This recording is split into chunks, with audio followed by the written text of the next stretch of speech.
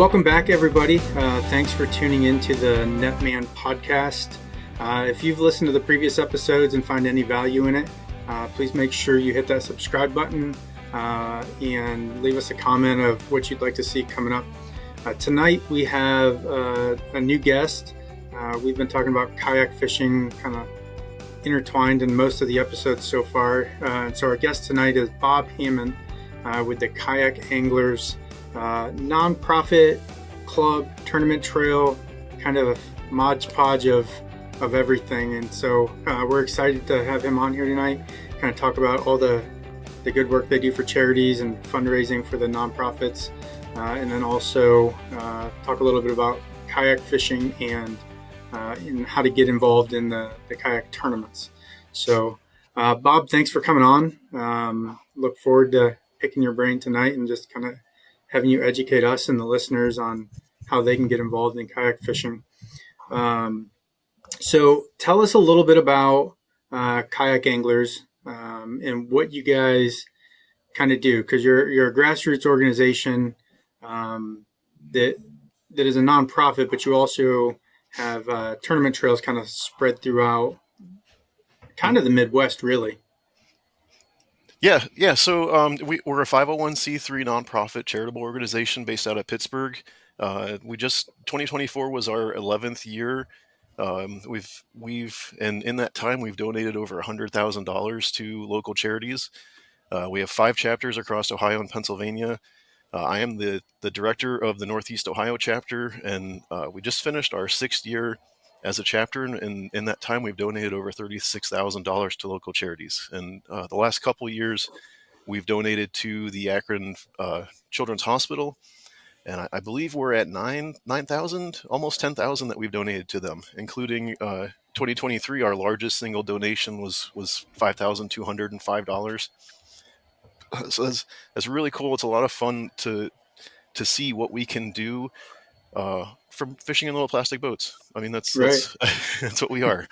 And as you said, we are the grassroots entry-level tournament trail. We try to keep tournament entries are only $35 for members, and we do have an optional $10 big bass if you want to get on that. But $35, you get to fish, you get the feel of a kayak fishing tournament. You win some money.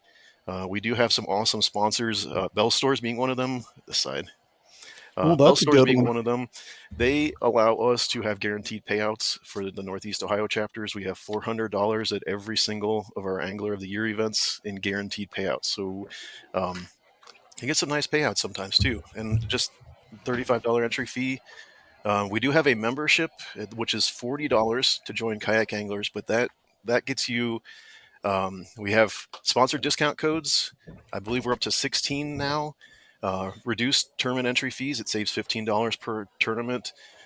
We are trying to get some special members only tournaments going on, but it's also eligibility in the Angler of the Year and the Team Challenge, which both of those happen on the Susquehanna on the same day. It's kind of our end of year party, which is one of the most amazing smallmouth fisheries ever. And I haven't been on the GMR in Ohio, but up in Northeast Ohio, we don't have anything even close to what the Susquehanna is, just in terms of size, scope, fish. I mean, you're catching a 14-inch smallie and thinking it's a new personal best. Like they're so crazy there, and just the scenery that you get from that.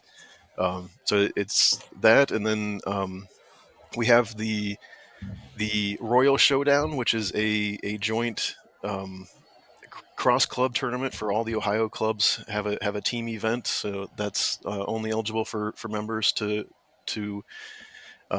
qualify for that. There's a lot of benefit that goes into being a Kayak Angler member, and at just $40 it gets you in there. Yeah.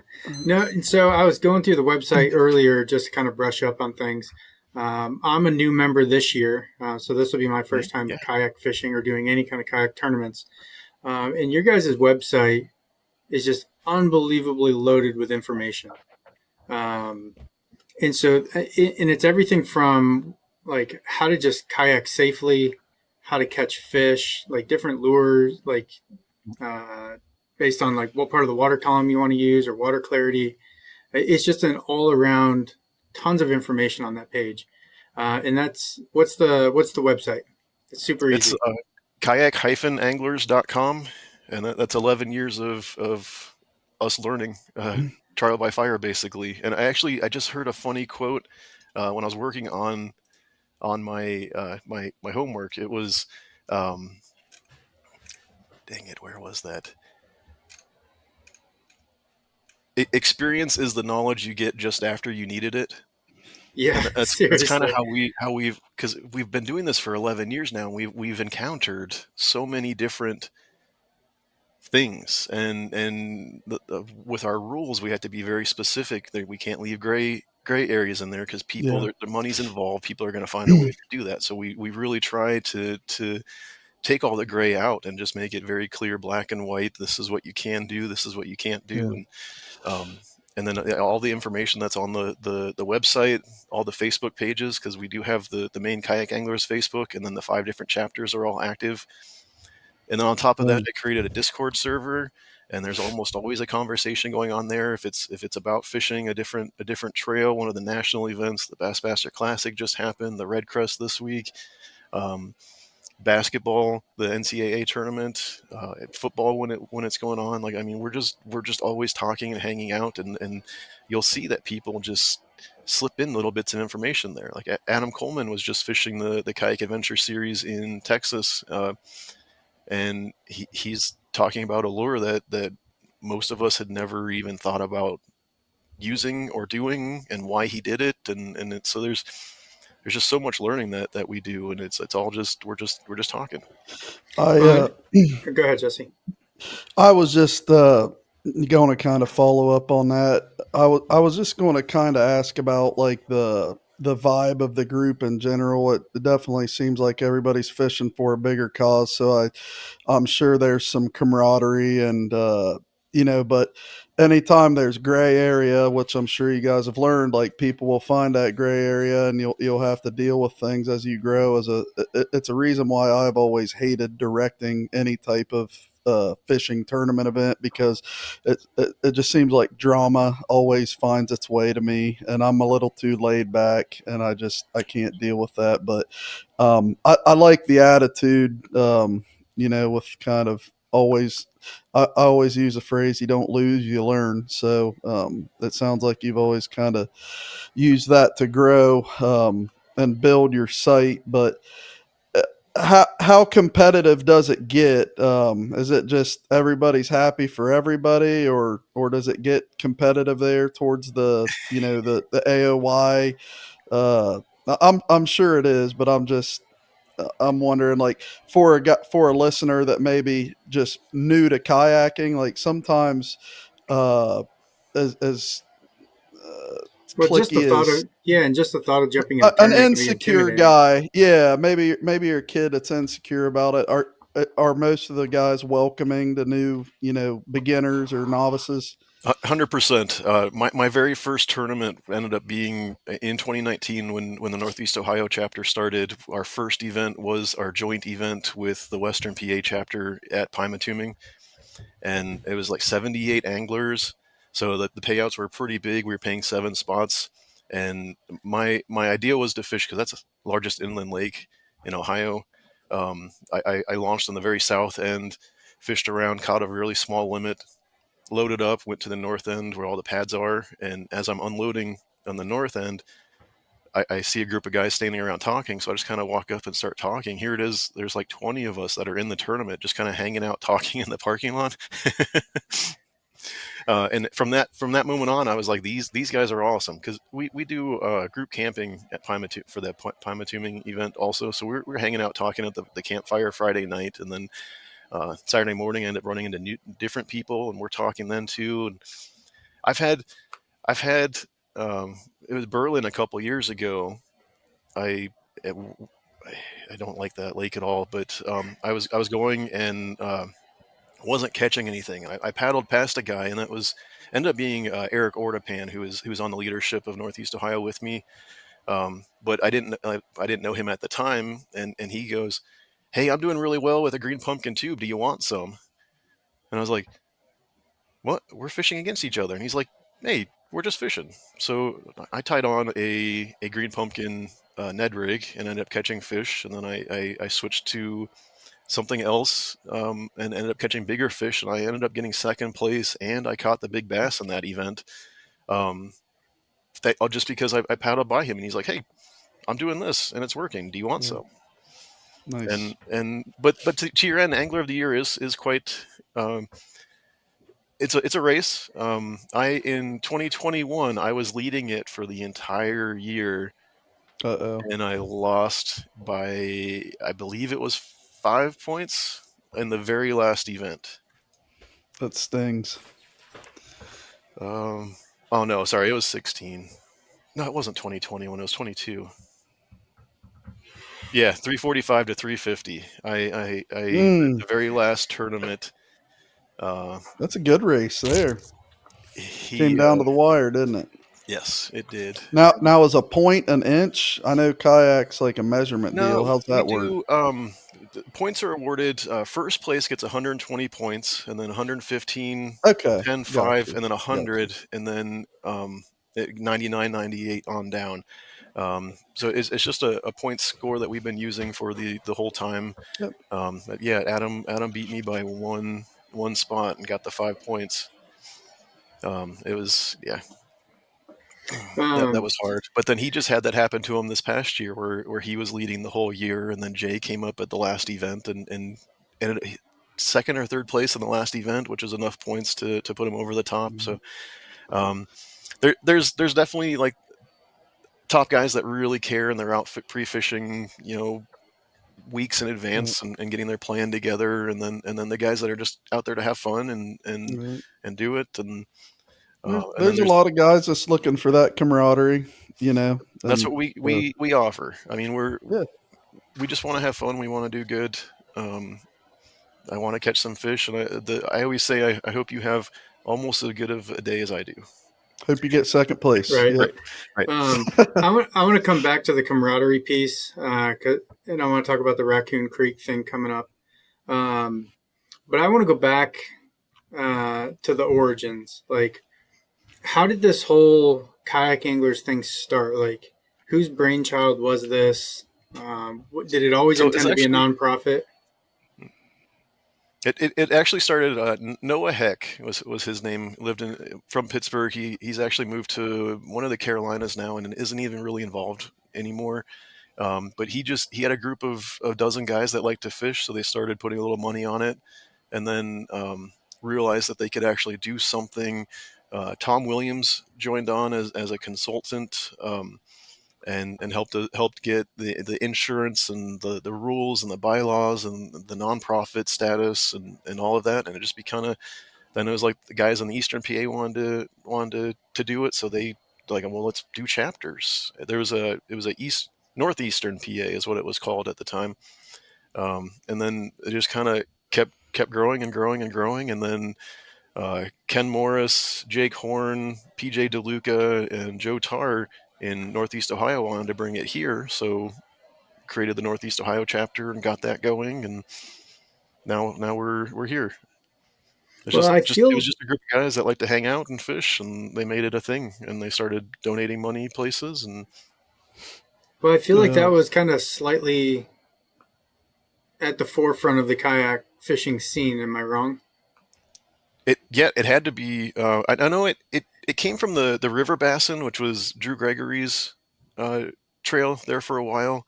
When KBF had like the river side, and then Drew went and made his own river trail, and then that stopped. And so yeah, I mean, 11 years ago, 2013.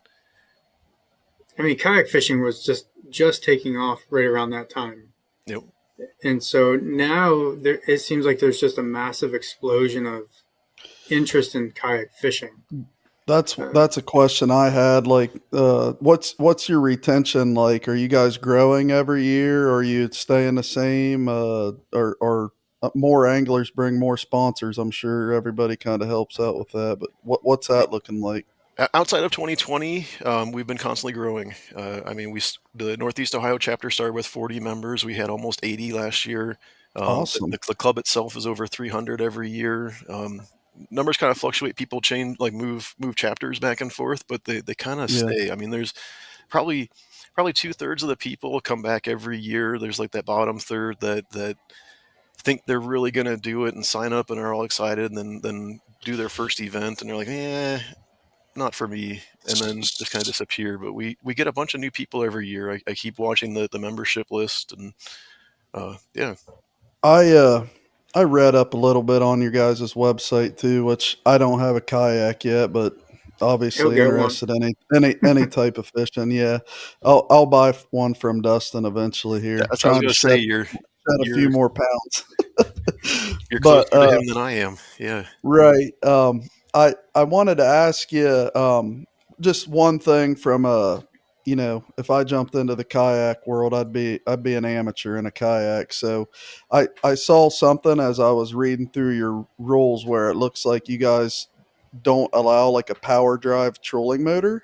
Is that something I Correct. read? And that Is was that just to make it fair for everybody, or we were founded on Kayak Anglers, human powered, purpose driven. It's okay? just that's what we want to be. We just want to Yeah. be that trail where motors are awesome. I know plenty of guys in our club have motors on their kayaks, take it off for our event. Our old tournament director for Northeast Ohio used to pre-fish out of a pontoon boat. So we don't like Okay. we just want to get out on the water, but that was like a core principle of the founding of Kayak Anglers, was that Yeah. human powered, Well. purpose driven, and we're comfortable being the entry level grassroots organization. If you want to slap a motor For on there, sure. go for it. There are plenty of options. You got the Ohio kayak fishing trail in like the Columbus area, the PA Bass Nation, Keystone.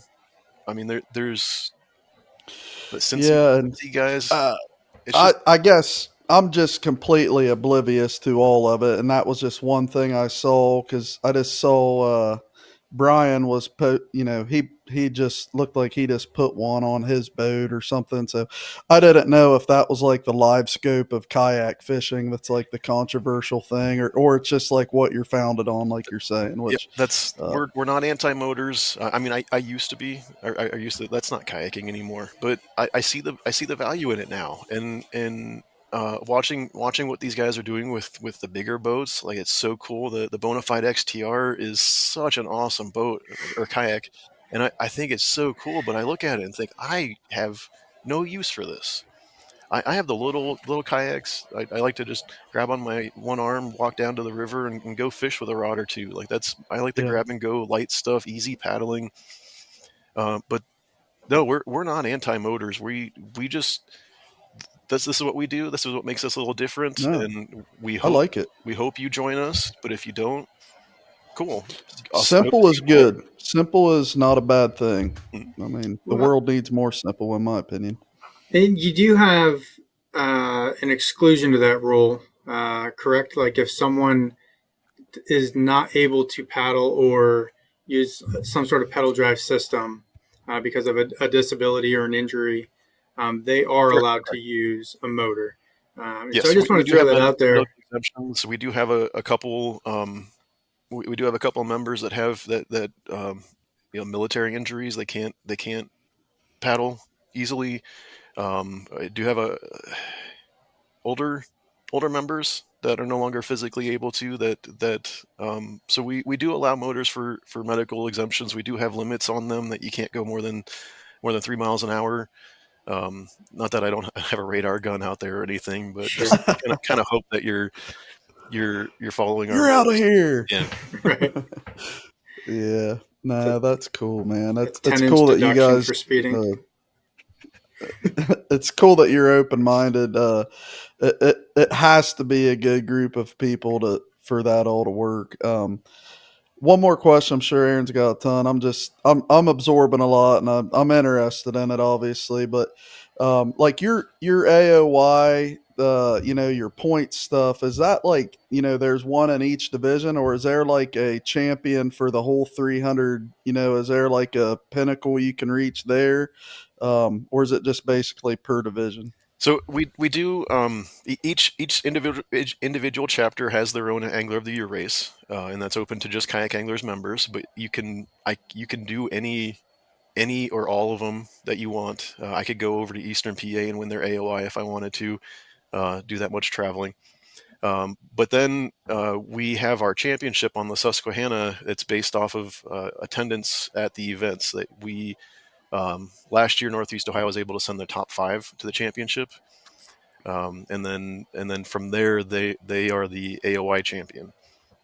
Okay. And then we also field the team, the chapter teams. We have a little side pot, 5 anglers. Everyone submits 2 fish, so that's like the next 5 after the championship. So we sent 10 people last year, and actually I joined the board of directors team so that we could have an extra member on my chapter. So we sent 11 people, which was nice because it ended up being Josiah Bahari, who was our youth angler of the year last year. That's club wide. So he was able to go out there and get the trophy and in front of everyone at our dinner afterwards. So that was really cool to do. And the Northeast Ohio team still beat the board of directors, though. So I think I won either way. Yeah. So for someone that's getting into kayak tournaments, that's a little bit different than what we have traditionally seen on TV with guys fishing tournaments out of bass boats.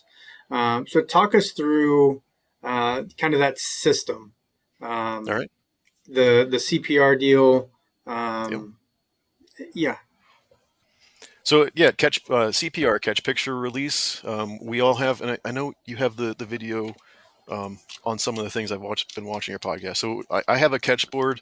I got our identifier here. It's actually last year's identifier, but catch the fish. You have the identifier you get that the night before with the code on it. The board goes either on your lap or on the deck of the kayak. Fish facing left, belly to you, mouth closed. And we allow tail pinching, which sometimes will get you that extra little 1/4 inch. But some trails don't do that, so that's where you need to pay attention to the different trails and their rules. Like KBF doesn't allow you to touch anywhere from like the gill plate up, and then the back half of the tail you're not allowed to touch. It's like the no touching zone. You can only touch in the middle. But that's where kayak fishing is a little different from bass fishing. Is catching the fish, getting in your net. That's only half the battle there, because then you have to get it to lay flat. Make sure you get your picture right, that you got the identifier, the fence of the board, the entire fish, the numbers are visible, there's no glare, and then have cell reception to submit it. I'd lose a giant. He'd flop right off my lap. I'm sure it's happened to several guys. It happens to every single person. It happens to every single person. You think you got a nice 19-inch fish, and you're so excited, and you're going to picture on it. It just flops. I don't want to jinx you at all, just with the drama side of it, but like just kayak fishing, tournament fishing in general, has that seemed to be the foolproof way to not have gray area? Like, is that the board? Has anybody like ever in the history of kayak tournaments anywhere like found a way to try to manipulate that or cheat in any way? People find a way. I know there was a different board that most trails no longer accept, had a little bit of flex to it. So people found if they kind of flexed it a little bit, they could get extra 1/4 inch. There's a famous one with kayak bass, KBF, kayak bass fishing, where guys were using like a triangle battery pack under the fish to get it to. I don't really understand how that works. Crazy, man. And then the biggest thing is trying to restrain the fish to the board. Because they flop around everywhere. So some people have like elastic slip-on identifier holders, and they're trying to use that to keep the fish on the board. So that's why in our rules we say only your hand can restrain the fish. Yeah. But there's and that's stuff that we had to trial by fire again. We had to learn that from experience. Like, oh, that's not cool. We can't allow that. No, it's sad enough, but 1 in 1,000 guys will, make you and that's have the to thing. change Like everything. we try to collect all good people, but when we get Right. 300 plus people together, there's gonna be some bad Yeah. apples in it. So unfortunately, that happens, and we weed them out. Like we do have Yeah. people that have been banned from the club. I don't think that's any different from any circuit of competitive fishing. I think Right. through history, and it's not a topic I want to stick on. I was just I'm learning, so not learning how to cheat. I'm just interested. I'm interested.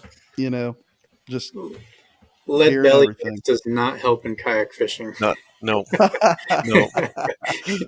doesn't stop people from sending me that story 500 times a day. Right. I think that's all anglers, though. Yeah, dude. And so when we catch fish and we measure them, how is all that submitted? Like, how do you win a tournament? Like, because Yeah. it's based on inches. So we use the system called Tourney X. Dwayne Wally is an awesome guy to work with. I've had a lot of conversation with him. The Tourney X system is by far the best out there. So you submit it. It's a phone app. There's a web page and a phone app, and you take a picture. You have to have your location services on. It takes a GPS location. It timestamps it. So then when you submit it to Tourney X, then it checks that the timestamp is within the tournament time, and then the judge actually have on the judge view can see an approximation of the GPS location where you caught that, just to make sure that you're on the right body of water and didn't cross the street and hit the Gulf water The hazard golf or course whatever. pond. Yeah, but it's mostly accurate. There's a couple of places where I and one guy, and it's going to happen again during our April event this year, where it's like the lake's right here, but he's over here on the highway submitting it. But that's just where the phone tower is that it's pinging off of. So it's close enough to the water, and this guy's one that I know. Like he's not trying to pull anything here. But Is it is it any water connected to the lake? Are you able to go under culverts and into backwaters and all yep, that? Where kayaks probably benefit that from the average boat? our most of our tournaments are that's not an option. The way the lakes are, there aren't really Okay. secret backways. The April event though is a unique one for us this year, especially that we basically just drew a line from Columbus going north and east and said any public water in Northeast Ohio is eligible, minus the 4 lakes that are in our first event, just to keep the pre-fishing where you have to make Yeah. a choice if you're competing in the April event or pre-fishing for the first AOI event. But so I'm really excited to see where people end up, because I'm judging that one, so I'll get to see what lakes they're on, and we're kind of trying to hopefully find more lakes that are kayak friendly and have a decent amount of fish, because our schedule is kind of set in that we're always doing Pymatuming with the Western PA chapter, because we had 117 anglers last year, and I have to imagine it's going to be bigger this year.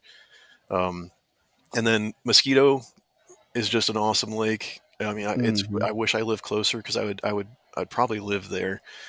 Just in the walleye, the crappie, the bass. I snagged a big flathead one year, and I want to go back and do some catfishing there, because that was a massive fish. That was a lot of fun. It's the best lake in Ohio, in my opinion, just for catching sheer fish Mm-hmm. And of then any sort. Portage Lakes is our signature event again this year, and it's always at the top of the list for largemouth in Ohio. And then we're trying to do a moving water event. So last year we had the Tusk, Cuyahoga, and Mahoning rivers. This year we're doing the Tusk, Muskingum, Walhonding, and Kokosing. Just Nice. trying to open it up because we're kayaks. We're supposed to be on the river. And Yeah. our championship is always on the Susquehanna, which is a massive river. So let's try that out. Well, We're just trying to find what works. I mean, we went out to Mansfield the one year. That was actually the year that I lost the AOI. But we went out to Mansfield and had like Knox and Clear Fork, Pleasant Hill, and Charles Mill. Like we tried those rivers or those lakes, and um, had a mixed reaction to that one. So we may Yeah. revisit that back. And then like East West Harbors are a popular one, but Oh yeah. I think every trail has at least one event there this year. So if you want to fish East West, you have opportunities. It's just not with us this year. And then our first event, I'm excited, the Mogador, Wingfoot, Deer Creek, and Dale Walborn, just because like all four of those lakes are awesome. They have some great fish in them. Well, three of the four, I can guarantee. Yeah, One That's I'm right out your for front sure. door, isn't it, Aaron? literally across the street from my house. Yeah. And Nice. the really cool thing is that Wingfoot 3, the one from California, is going to be at the hangar this year for some preventative maintenance. So there's going to be two blimps hanging out at Wingfoot this summer. So I'm Awesome. hoping that they're there in May, because I think that'd be awesome just to be able to see that. Yeah. Well, I if I get a hold of a good golf ball with a driver, I can put one into Muskingum from my front yard. So if you need Nice. a place to crash down here, just holler at me. Do That's you what I was going guys? to say. We're meeting up in Coshocton, just up the road Okay, from you. So so maybe you're you up can take us north. up sometime. Yeah, that's where the best smallmouth fishing is by far. Nice. I'm like 2 pulls down from there, or 2.5. I live right in the middle, like down between Duncan Falls and McConnellsville. But it's like 50-50. There's some nice smallmouth, but there's some really nice Kentuckies, and Nice. uh, it's you catch a lot of fish on the Muskingum, and just like a 15 incher is a giant. So uh, it's just it's fun, but it's not, I guess, in a That weird one's way. going to be a fun event too, because the Muskingum Watershed Conservancy District is sponsoring that event, so they're actually going to be out with us Awesome, for that event. So awesome. that's pretty cool. Um, Yeah, that's great. since we're talking about being down south, let's come back to the Raccoon Creek. Uh, what exactly is that? Is this kind of a hangout event? Yes. So Dustin's been a sponsor of ours since 2020. He actually joined us right before the world ended, but then he's stuck with us since. And you guys, I know you both know Dustin.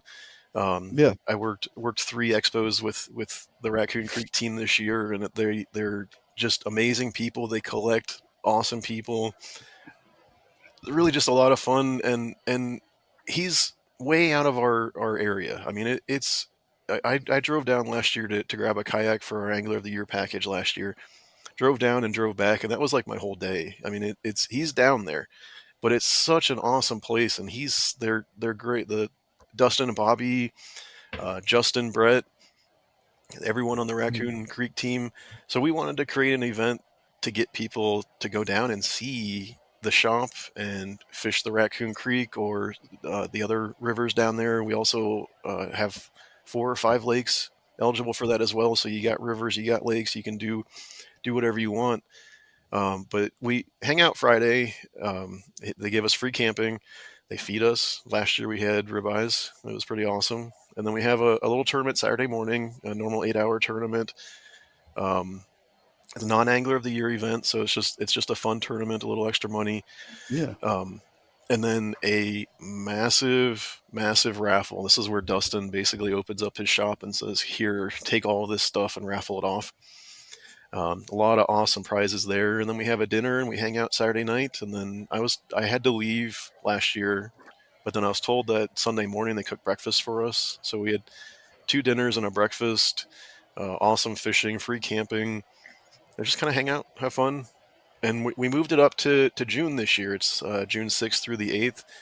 Um, just hopefully a little better weather. We had some pretty crazy storms the last couple of years, including tornadoes 2 years ago. That was kind of scary. But it's just we're trying to get people down to Raccoon Creek Outfitters, just to see all the stuff that they have and what Dustin does there and what they have there, and it's just a lot of fun. And our members seem to like camping a lot. They're always asking for group camping here and there and everywhere. So here's a group camping trip. yeah, Let's go hang out. yeah.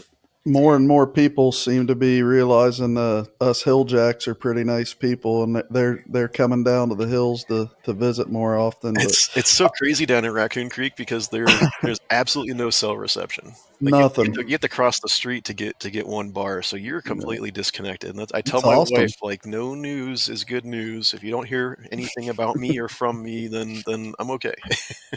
Yeah. Yeah. So an event like that, how do you utilize the Tourney X app? Gotta find service, and we also we build in like fishing stops at say it's 3 o'clock on that event. We'll have until 3:30 or 4 o'clock the submission deadline, so you can fish the whole time and then you got an hour to find service.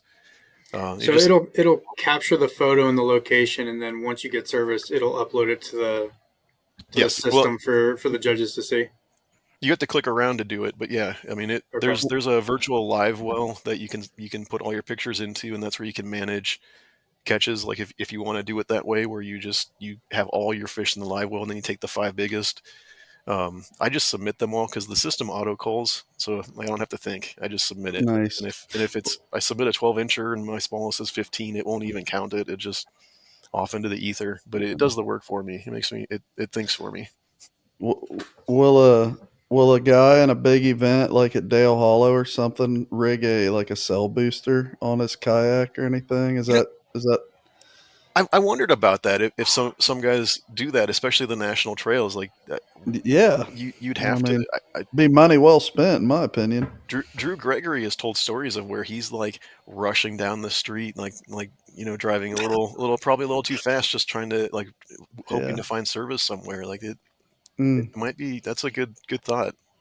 Yeah, it might be the next big product in kayak fishing. You never know. I say next year Yak Attack will have a new business, Aaron.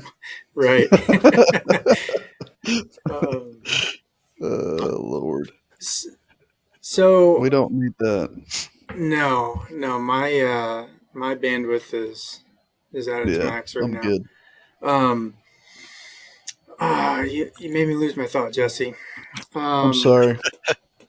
So with all these bigger trails, with the ease of entry, with the grassroots trails like the Kayak Anglers, and the numbers just continuing to grow, what's your opinion on that? Why do you think that is, and why do you kayak fish versus jumping in someone's bass boat and fishing as a co-angler or whatever? I don't know. Okay. I got into kayak fishing. I was living in a second floor apartment, so I needed something that I didn't have a garage, so I needed something that I could carry up 2 flights of stairs and stick in my dining room. And the kayak kind of worked for that. Throw it on the top of my little hatchback and drive to the lake. And I think it's just it's cheaper to go out. Like boat is break out another $1,000, right? Fuel prices are kind of crazy. It's more expensive to operate a boat than it is a kayak.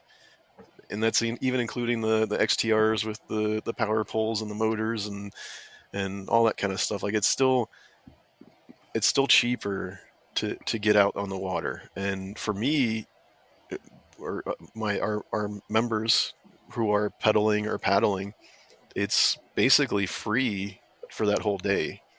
You get to the lake, and then you're paddling around. So I think a lot of it comes down to just the accessibility of it, that you can do it. When I first started with a $200 kayak I got from Dick's Sporting Goods, and that got me on the water. I had a couple of rods, I had a little milk crate back there. Like that was all I did. And as I've bought bigger and heavier kayaks, I'm slowly shifting back to the lighter, quicker, smaller ones. Well, interesting. Part of the reason I'm asking this is because we're going to have listeners that they go online, they watch YouTube videos, and they see these kayaks that are essentially mini bass boats. And by the time you kind of do some research and see the cost of what's into that kayak, like a lot of people, that's going to kind of scare them away from wanting to join kayak anglers and try to get into that. And so my cousin and I, we both got kayaks this winter, and we are completely opposite types of people. Mine, I literally, like a week or two ago, just had to go buy a trailer for it because it's so decked out and heavy, and I can't load it in my truck anymore. He's the complete opposite. He's a very minimalist. He prefers to paddle. He wants 2 rods and a little tackle bag with just a handful of things. So in these tournaments, like, how would you divide the anglers like into those categories? Like, do you have a lot of people that are still minimalists and basic, and then guys that are like me and just way over the top? Yeah, a perfect example is the 2 guys that were in the running for AOI last year. One guy's in a Hobie PA. He's got the live scope, Hobie Pro Angler. I think I don't remember if it's the 12 or the 14 foot, but it's the big daddy of the kayaks, and he's got a motor on it now. He didn't last year, but he's got 12, 14 rods, big crate full of tackle. He's got everything on that kayak. The other guy, he bought I don't know if he was fishing on the Primo or not, but he has the Native Ultimate FX, which is kind of the hybrid sit on top kayak, like canoe kayak kind of thing. And a couple of rods, he would unload his kayak over here and then drive and park and then ride his bike down to the kayak and drift back to the truck. Like, so the number 1 and number 2 in the kayaks was the minimalist guy versus the kitchen sink guy. And I think it if you look at the AOI standings from last year, you can kind of see like they almost just flip places, that every single person down is either a take everything or a minimalist guy, and they're all sprinkled in together. It's really kind of fun to watch that, because that's what kayak fishing is all about. Like, you take it and you make it yours. Do what you want to do. I think that's Yak Attack's slogan, is make it your own. But that's kind of like, that's what kayaking is about. Like, you and your cousin are a perfect example, where you've loaded yours out and he's keeping his simple. Like, that's what this is about. You find what works for you, and you make it for you. It's you and your boat. You're the only one in it.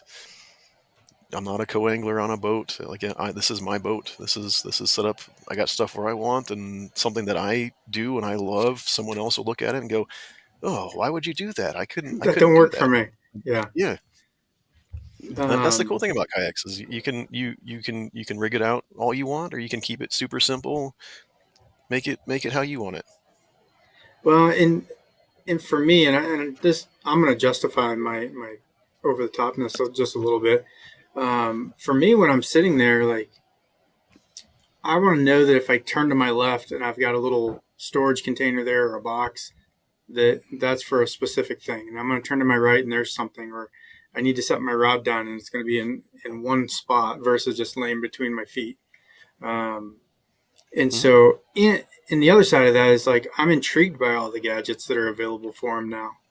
I mean, there's a lot of companies coming out with some really awesome tools and gadgets and stuff that you can put on them and make it your own.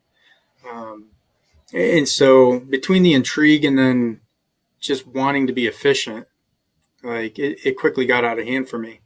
But I mean, it's not really any different than anything else I do. Like, if I got into mountain biking, I'm sure I'd have a bike that's got the speedometers and flashing lights and everything else on it. But have you had your kayak out yet? I put a trolling motor on it, and I took it out 2 weekends ago. Okay. Just to kind of test everything and see how I liked the way everything was configured, and then came home and made some adjustments. And that was my next, what I was going to ask, is you load up everything and you're sitting in your garage and you're like, "Oh, this looks great," and you take it out and you're like, "This doesn't work at all." I was curious how much of yours changed. I can see Aaron sitting in that in your garage, king of the castle. You guys laugh.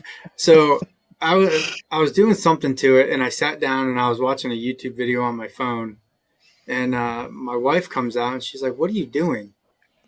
and I'm just sitting in the kayak, and I'm like, I'm doing research. It's 3 a.m. It was like 10 o'clock at night though.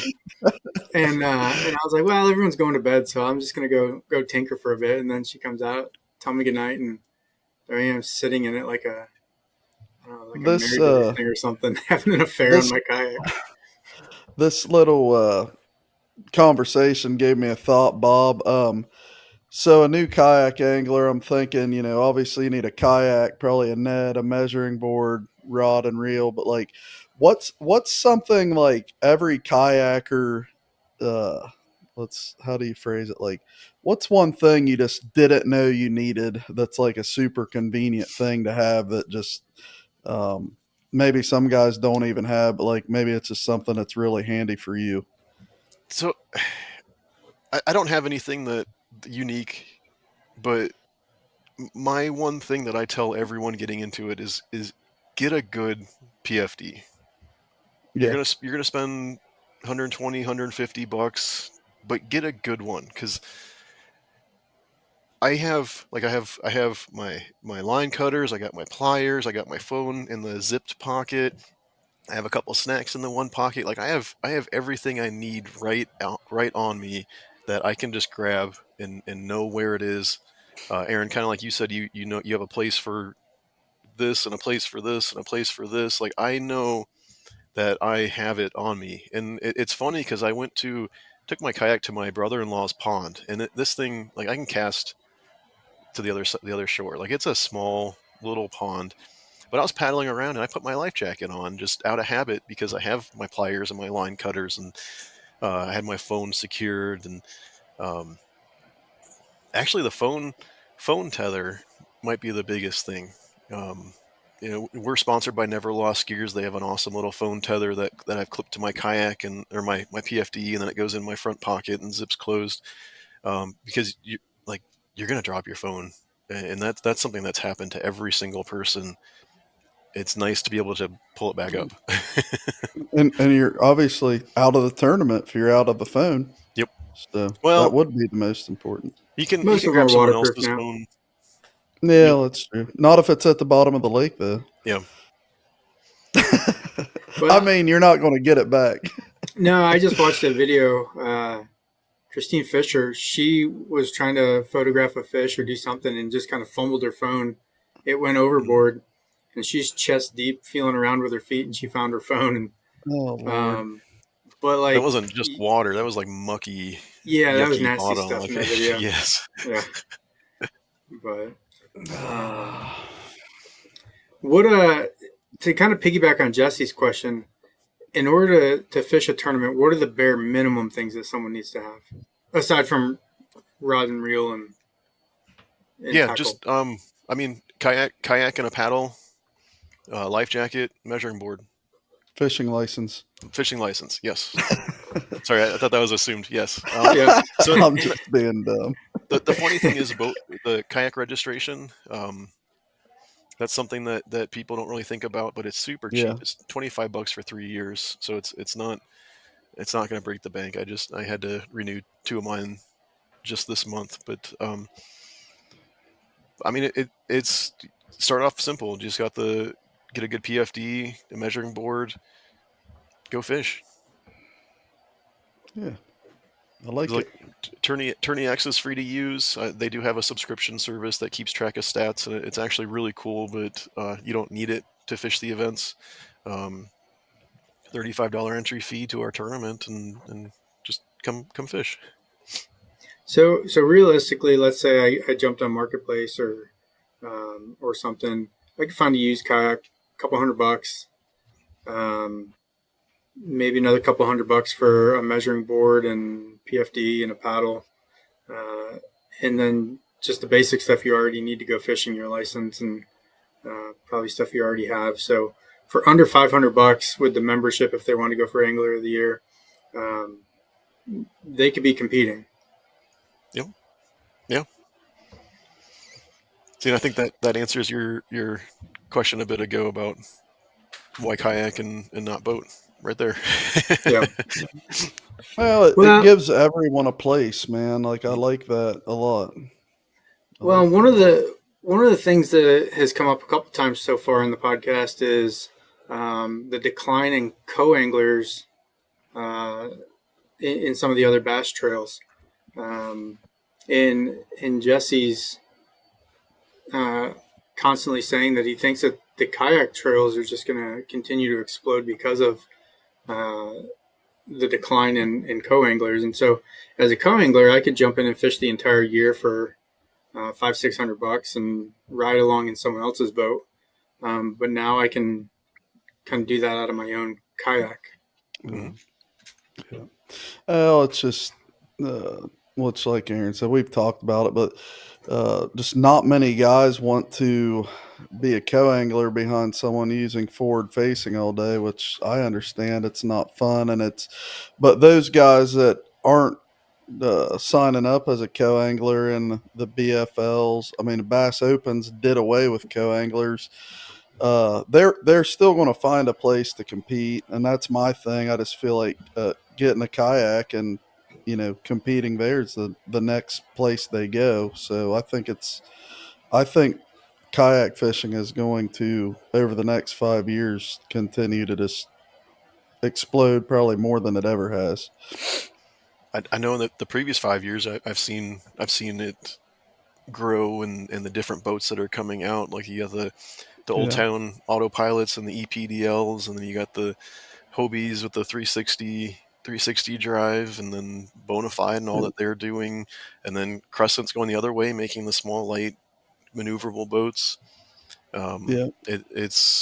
It's been very interesting watching it, and it seems like we're kind of forking off between the must-have everything and the lightweight, simplistic mode. Yeah. Now, do you find that in the tournaments, guys that don't have everything feel like they might be at a disadvantage against the guys that do? That's come up because we do have a couple of guys that have forward-facing sonar on their kayaks, and they don't win every time.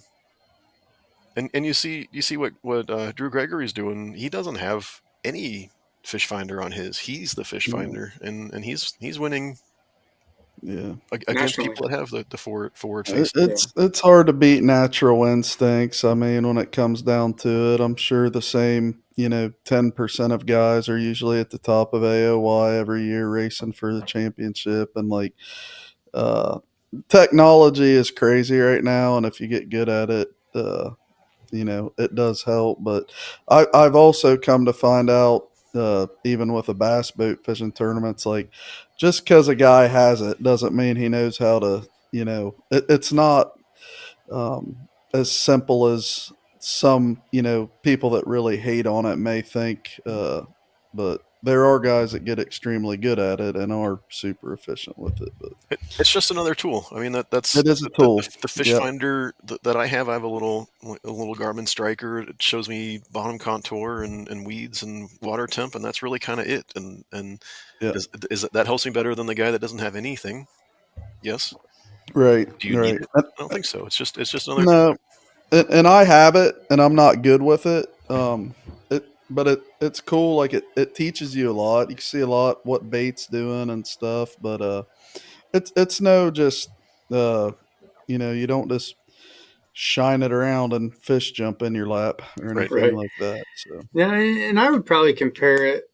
We've got a guy in our club that fished out of a little aluminum tracker for years, and he just upgraded to a bigger fiberglass with a bigger motor, and he was always the last one across the lake just because his boat didn't go as fast as a lot of the other guys, and he would do just fine. He was always, I'd say, top 20%, and he'd win his fair share, and so it's like it's not necessarily what you're fishing with; it's you as an angler and what you're capable of doing and how you break down the water, or just knowing to present a certain lure at a certain time of year or a certain depth of water or whatever it is. Yeah. So,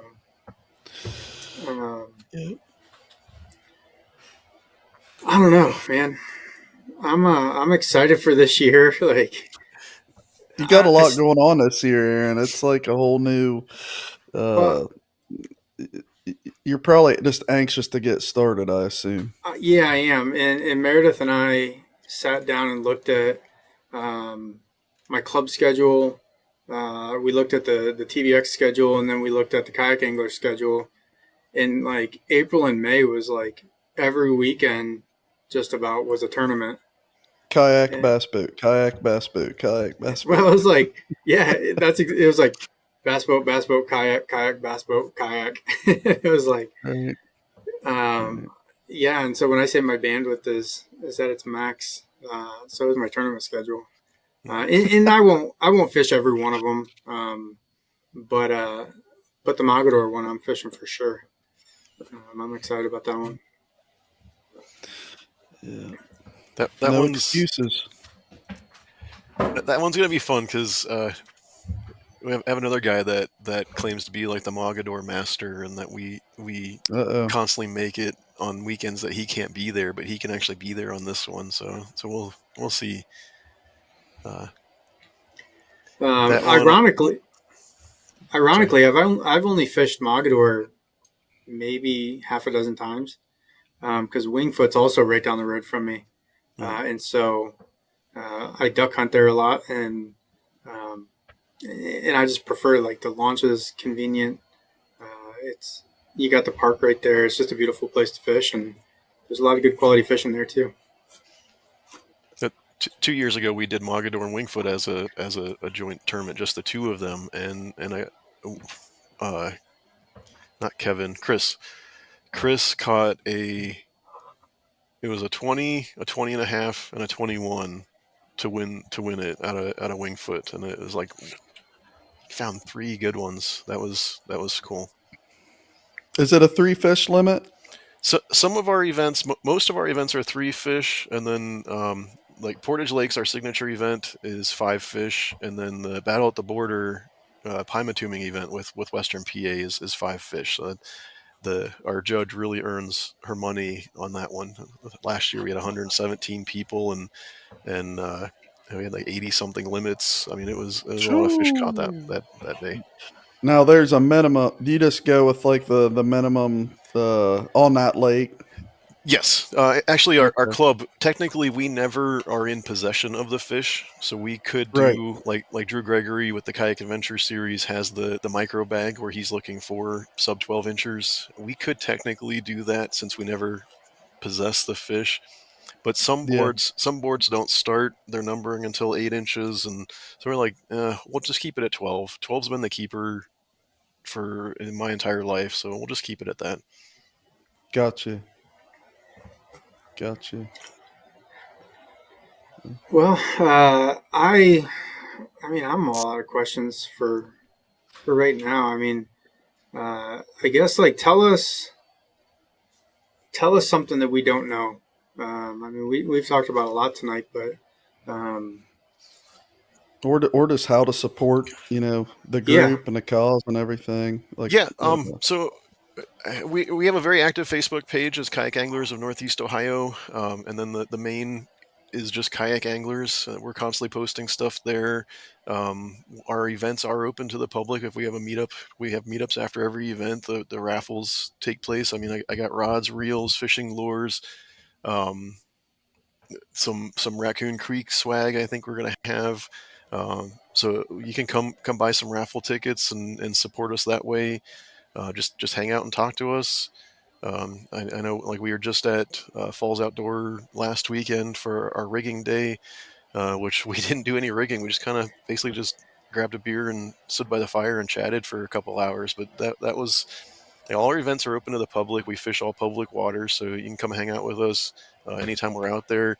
I believe the Portage Lakes event, we're going to have Buckeye Sports Outdoors there doing Hobie demos. So that's a cool one to come out to. We'll be meeting up at the lake and do our awards there, and then have Hobies that you can try out if you want to try the foot pedals. I played with the Lynx last year. That was a lot of fun. It's such a quick boat. It's like the paddleboard looking one. But we do have, and if you want to support us more than just hanging out with us, we do have a supporter membership level that gets you the discount codes, the but you're not fishing, so that's just a $20 donation to us that goes to our donations at the end of the year too. But no, basically just come hang out with us. Come to one of our meetups and or fish an event.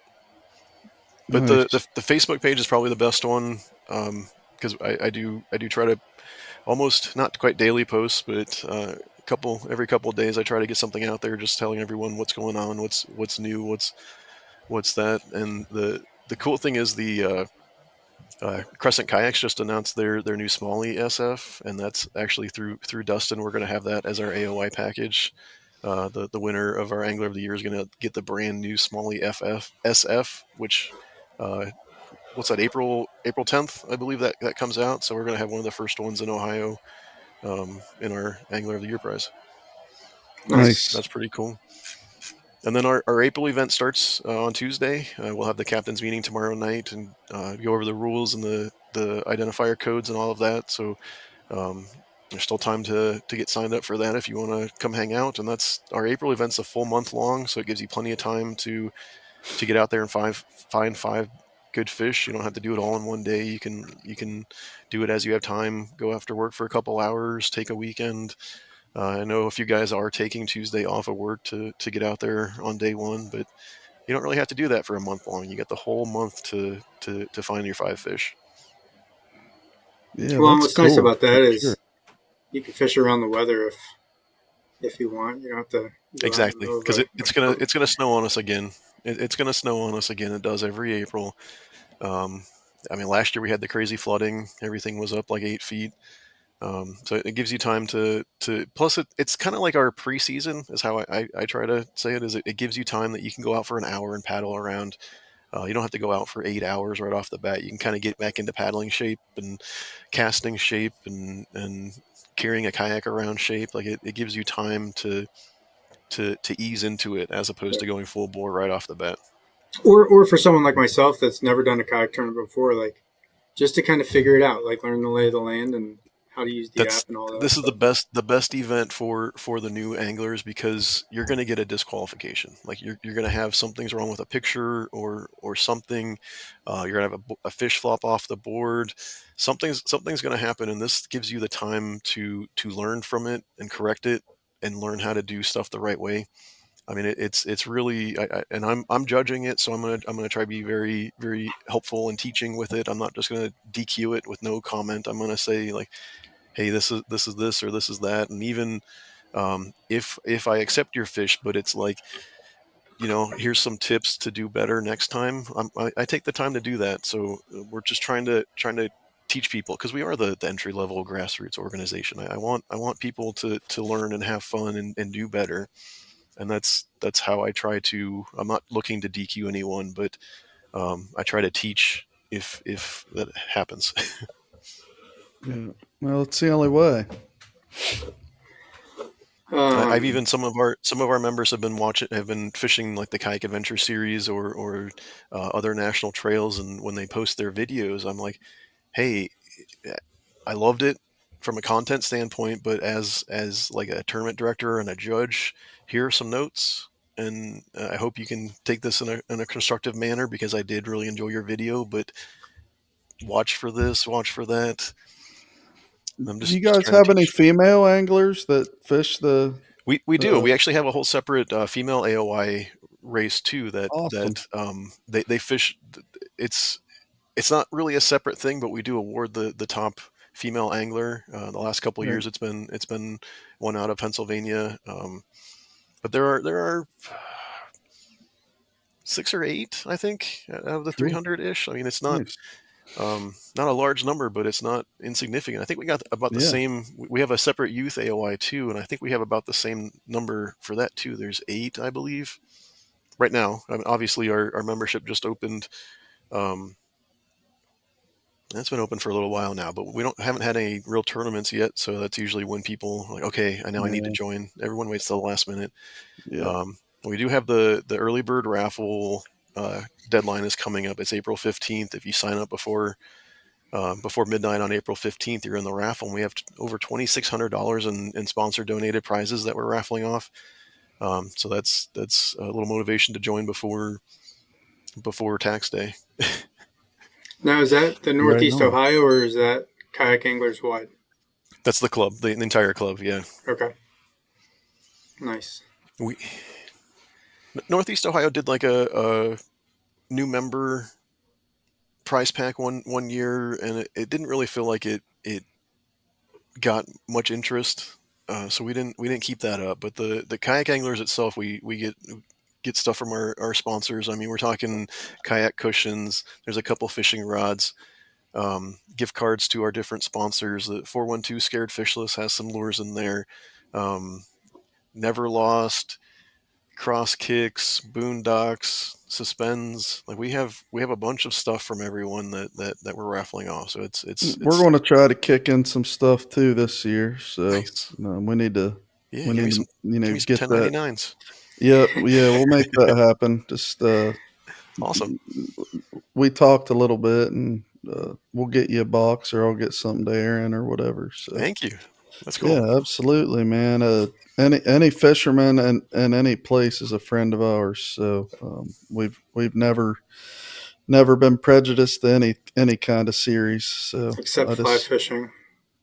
Yeah, I knock on the fly guys a little bit, but it's all in fun. We got to have someone to pick on. So till one beats me up, I guess. Right. Yeah. So, well, Bob, I just want to again say thanks for coming on and helping us. Thanks for having me.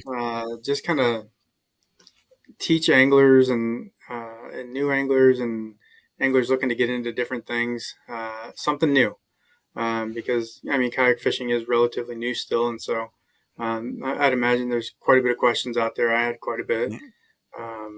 And what you guys are, anyone who's listening, shoot me a message on Facebook. I'll respond. Like I'll answer questions. I had 4 or 5 people last week that I had never spoken to before send me messages and asking me questions. So, I'm there. Yeah, I think it's awesome, man. Yeah. I think it's awesome, and like guys like Aaron, just from a recreational standpoint, I love the thought of kayak fishing. Just as busy as like these unlimited horsepower lakes get anymore, with just pleasure boats, wake boats. There's a lot of untapped lakes that are like the one by your house, Aaron, that you can still enjoy in a kayak and have some tranquility even on a Saturday. So people are figuring that out, but that's what's enticing to me about it as well. So I think it's all cool. And again, you guys are doing amazing things with your nonprofits and just trying to build the sport. And so we appreciate everything Kayak Anglers is doing. And we're just happy that we can be here and help support you guys and what you're doing. Yeah, thank you. But we'll try to follow along with you guys. Hopefully have you back on kind of mid-season and just kind of get a status update on everything going on, and or maybe come to one of the events and do a live or something. But cool. We're going to follow along with where Aaron is in these point standings, and we're going to do a podcast about that. Either way, right. I'm going to have to get one of those jerseys made with just a 0 right here. No, you got to get the Ricky Bobby, the mountain lion on it. Fishing for myself. Now, these jerseys are really slick. This is actually the old one from a couple years ago. We just released the new style, and I'm waiting on mine to get in. But there's a little more gray and orange, and the updated sponsors. It's pretty sharp looking. Yeah. So once I end recording, like you said, you've used StreamYard before. If you can just kind of leave it open for a minute, let it finish uploading. If you need to jump off, go ahead. You can use the StreamYard update link to log back in and finish it out if something happens. But yeah, it's all we I got, had buddy. fun. I appreciate it, man. No, thank you. Thank you for having me on. I'm learning a lot. We want to thank everyone that tuned into this episode. Please make sure you follow us so you can hear more episodes just like this one.